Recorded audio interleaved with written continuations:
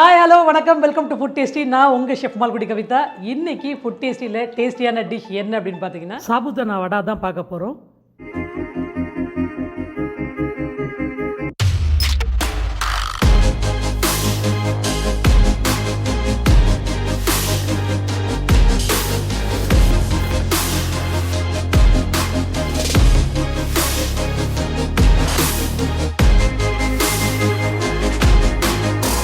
சாபுதானா வடை செய்கிறதுக்கு தேவையான பொருட்கள் என்னென்ன அப்படின்றத இப்போ நம்ம பார்க்கலாம். வேக வைத்த உருளைக்கிழங்கு, ஊற வைத்த ஜவ்வரிசி, எண்ணெய், நறுக்கிய கொத்தமல்லி, நிலக்கடலை, நறுக்கிய பச்சை மிளகாய், சின்ன ஜீரகம், எலுமிச்சை பழம், உப்பு.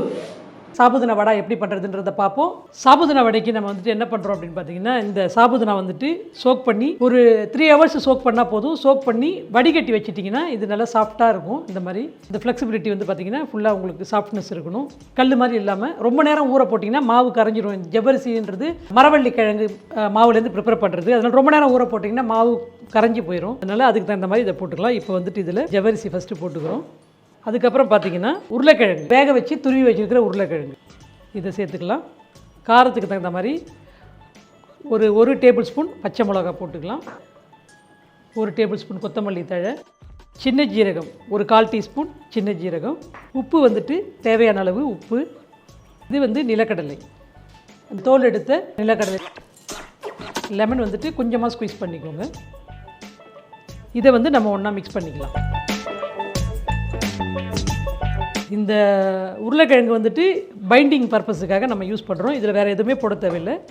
சாபுதானா பொட்டேட்டோ போட்டு கிரவுண்ட் போட்டு பண்ணலாம். உங்களுக்கு வேணும்னா நீங்கள் இஞ்சி வேறு ஏதாவது கறி லீஃப் ஏதாவது போடுறதுனா போட்டுக்கோங்க. பட் இதுக்கு வந்து அந்த சாபுதானா டாமினேஷன் இருக்குன்றதுக்காக நம்ம மற்றதெல்லாம் விட்டுட்டு இதை மட்டும் யூஸ் பண்ணியிருக்கேன். இதை வந்து நம்ம சின்ன சின்ன டம்ப்ளிங்கை பிடிச்சி வச்சுக்கலாம்.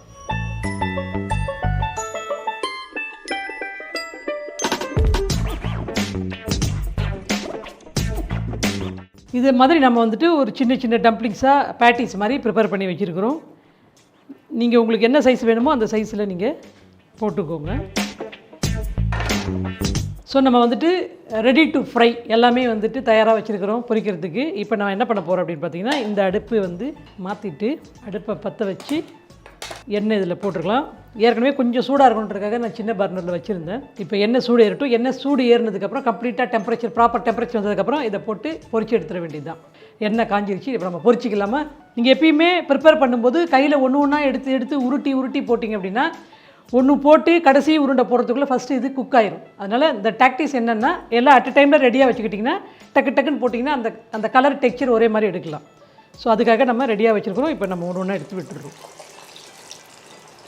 உள்ளே வந்துட்டு உருளைக்கிழங்கு வேக வச்ச உருளைக்கிழங்கு தான். ஜவ்வரிசியும் ரொம்ப நேரம் ஆகாது. அதனால் வந்துட்டு கொஞ்சம் ஸ்லோ ஃபயரில் நீங்கள் குக் பண்ணி அதை எடுத்துக்கலாம். நம்ம வடை கொஞ்சம் கனமாக போட்டுக்கிறதுனால மிதமான தீயில் சுடும்போது உள்ளே வெல்டனாக உங்களுக்கு குக் ஆகும். அண்ட் மேலேயும் இந்த கிறிஸ்பினஸ் இருக்கும். எண்ணெயில் வந்துட்டு நல்லா இந்த மாதிரி பொரிஞ்சதுக்கப்புறம் நல்ல பொன்னிறமாக வந்ததுக்கப்புறம் இதை எடுத்துடலாம். ரெடி ஆகிடுச்சு. சாபுதானா வடை தயார்.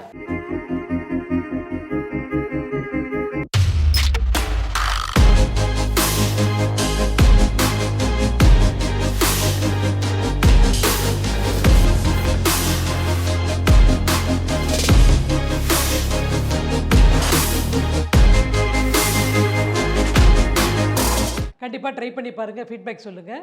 மறுபடியும் ஃபுட் டேஸ்டியில் டேஸ்டியான டிஷ்ஷோட உங்களை நான் சந்திக்கிறேன். அது வரைக்கும் வணக்கம். குறி விடைபெறுவது ஷெஃப் மால்குடி கவிதா.